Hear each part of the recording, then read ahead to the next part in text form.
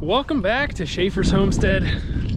One of the last videos, we went and got this wagon and I pulled off the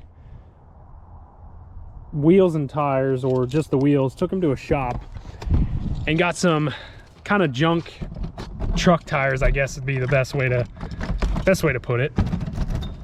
So we got 3 of them back. The one I went to pick up actually was completely flat, and these 3 all held air, so he's probably fixing that one currently. But we got new tires on these ones, and I think they had tubes and stuff in there too, so you can see the wheels are pretty beat up, so we had to put tubes in there, otherwise I'm not 100% sure if they would have sealed.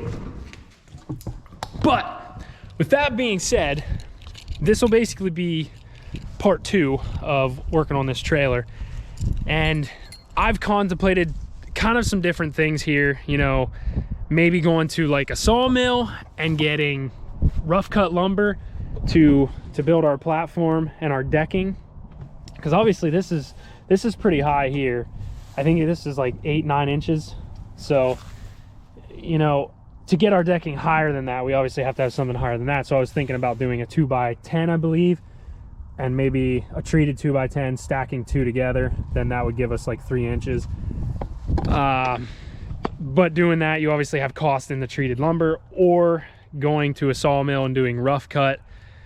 Then at the same time, you still have money invested in it that way, and then you also have the cost in waterproofing it, whether that be water seal or the Thompson water seal, I think, and then you could paint it. You could do kind of different things.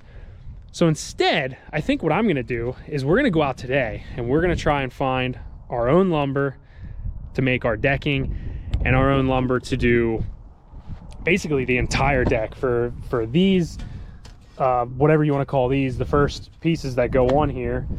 And then for all the decking, you got to figure out how I want to do it, if I want to run the decking this way or run it this way. I think because we're going to be trying to find our own lumber, that going kind of perpendicular with the wagon itself, going this way, is going to be best, because it's going to be about 8 foot wide, or yeah, 8 foot wide. So doing 8 foot wide boards is going to be easier than maybe, you know, trying to find a ton of 14 or 16 foot long trees that are, you know, fallen or whatever. So we're going to try, and I think we're going to just use pine, and we're obviously going to have to water, you know, seal it somehow, but we'll get out there and see what we can come up with. So we can go out and find some pine that's at least 16 feet long, which shouldn't be too hard. I know where there's quite a few that have actually fallen, but the only problem is they may have been laying on the ground, so they may have started to rot. So we need something that's kind of solid, maybe something that's fresh fall, something like that. See what we can find.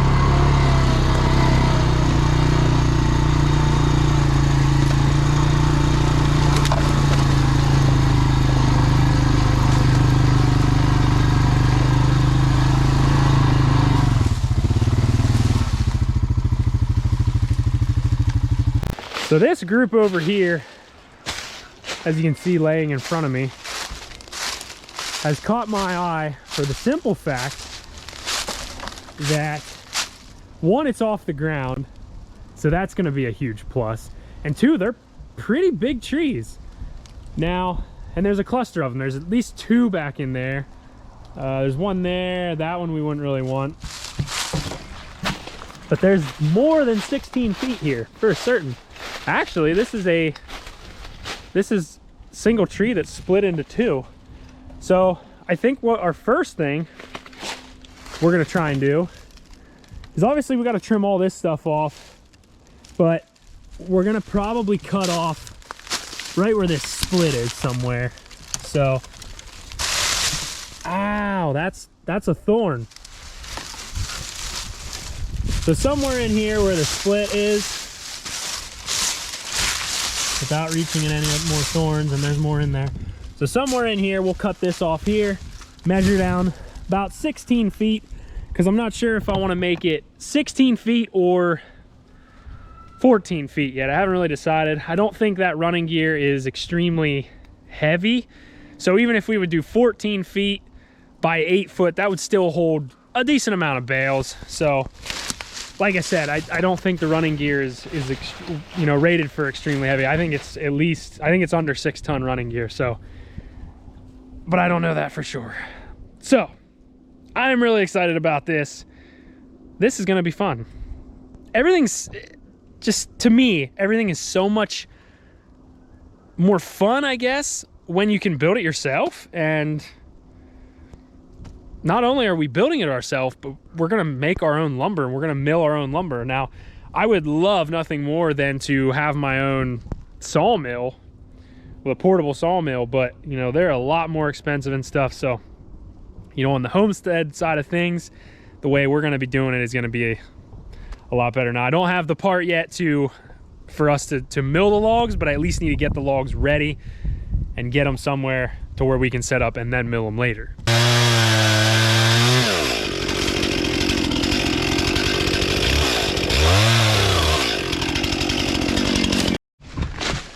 We got our first cut there, and I really can't see in there to see how well how good a shape this wood is in.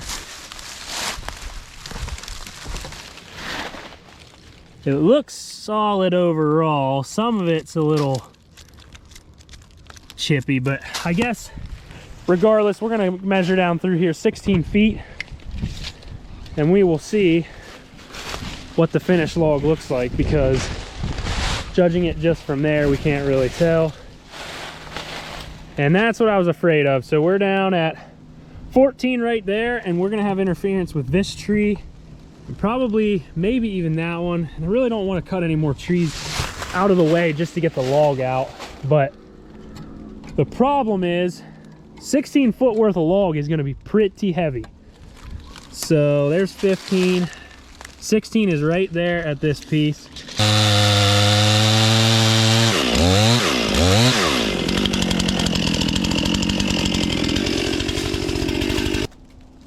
So now I gotta try and cut off all these limbs and stuff that are kind of in the way. I really want to know if it's solid or not, if it's even going to be worth my time. And you can definitely tell that's pretty solid there, and out here it's kind of iffy. The only thing I can say is it's wet. There's no doubt about that.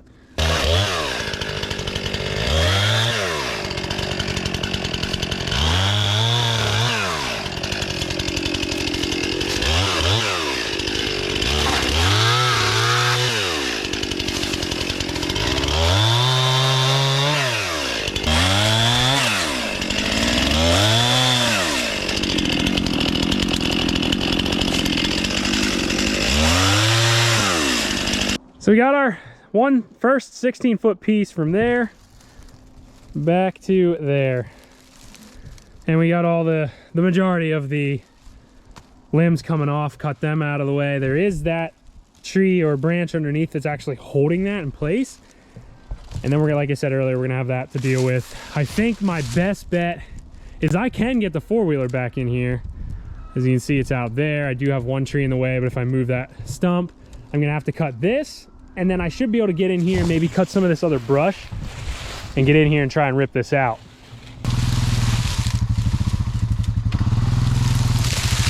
So the log actually rolled and fell on me. It is pretty solid. It's just a lot of this outer stuff here is kind of what concerns me. So I don't know. This wasn't apparently a log that fell, you know, recently. I mean, it's recent enough that it's not completely rotten, but it wasn't. I'm assuming it was dead for a little bit and then fell.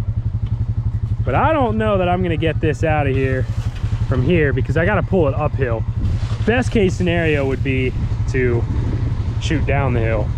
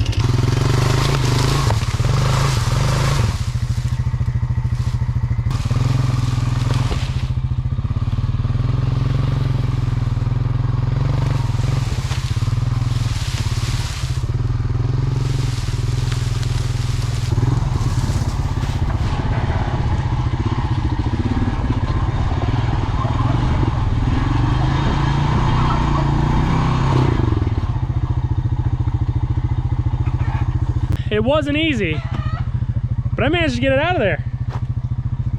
So there is our first 16-footer, and I think I've decided that I am gonna go with a 14-foot bed just because of the simple fact that I think if I put 16 foot worth of decking on there, that it's just gonna be too much.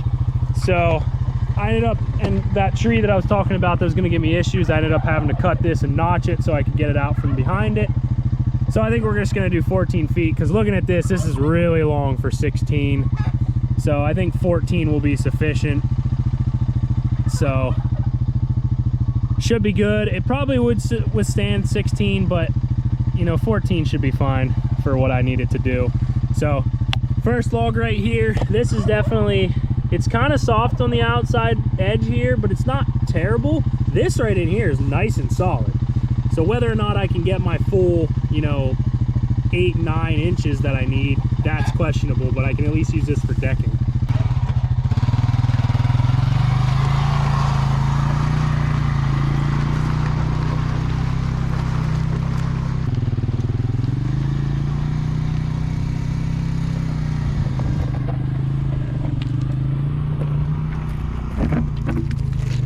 Well, we got one. We need a lot more than that. This is definitely going to take a lot longer. It's going to be a lot more time consuming because I got to saw all my own logs to build this.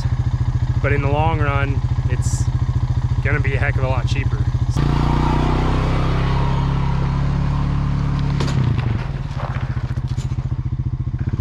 This one wants to keep rolling into the fence. So I got to stay extra wide with it. Would probably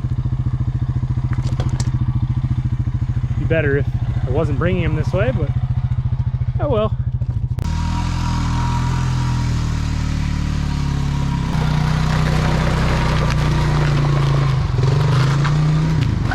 So I can see our winch cable is about broken through again. So yeah, I'm gonna have to probably fix that, because I am gonna be surprised if that even will pull anything else out. So in the meantime, there is those two other logs up there basically that I cut off, but they're not as easy to get out. So that's kind of where we're at. I know there's a lot more pine laying around and stuff. There's other trees too, but the pine is majority of the time going to be the straightest, so I'm not really worried about a strength issue. But so I'm going to run around and see if there's anything else that is easier to get at.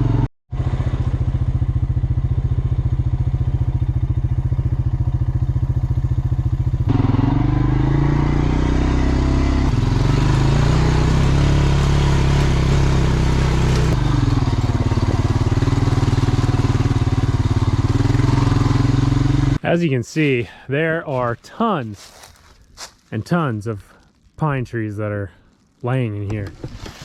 The only problem with that is a lot of these, like this one right here, has been laying for a while. So that's not solid wood, no good, it's junk. And a lot of this stuff is probably gonna be like that, unless I can find one that has bark and stuff on it. This one right here is still standing. And obviously it's dead, but I could probably cut this down. I won't know what the inside's like. Obviously down here you can see it's ate away and kind of rotten. But we'll try and figure something out, because we obviously need more than, if I can get those other two logs, we obviously need more than 4. Here I've come across another one that's dead, and this one's got a really big base on it, and it's obviously, that's solid there. So this one seems pretty solid. This one we could cut down, and I think the best bet that's gonna be for us here, best option, is probably bring the excavator back here with a trailer, my truck, the trailer, flat deck trailer. And it's going to be easier to, you know, cut these down and just pick them up with the excavator, take them down, load them on the trailer. You know, it's kind of a lot of running around and a lot of hassling with equipment and trailers and loading and unloading and stuff like that, but it's going to be 10 times easier than trying to do it with the four-wheeler. So the road's up there. I just came down over the edge, and here's a really nice, decently fresh one that has fallen, you know, semi-recent. The bark's still kind of on it. It is falling off. And then we also have another one here down there that broke off. So there's quite a few back here, but again, I think we're gonna have to bring the excavator back here and try and find these. And there's, like I said, a lot around that have been laying a long time. I'm not quite sure about this one here. This one might be good enough in the center. We won't know until we cut into it, but that's another option. This one's right up by the road. But we're losing daylight quick, and I think I'm gonna try and go down through the woods here a little bit more and see what else I can find. Maybe I can get lucky and find some other ones. I don't know. Hopefully, because like I said, I need more than a couple logs. I mean, I should get a decent amount of boards out of some of them, especially that one back there that's got a decent base to it. So I'll see what I can find. We'll get some more logs down to the farm, and this is basically going to conclude part 2. I know we didn't really get to building anything or doing anything, but this is all part of the build process. So be sure to subscribe so you don't miss any of the future videos on this build, anything else on the homestead, because there's a lot more content coming and you don't want to miss any of that. So hope you guys enjoyed today's video. Drop a like, leave your comments down below. As always, have a great day, and I'll see you in the next video.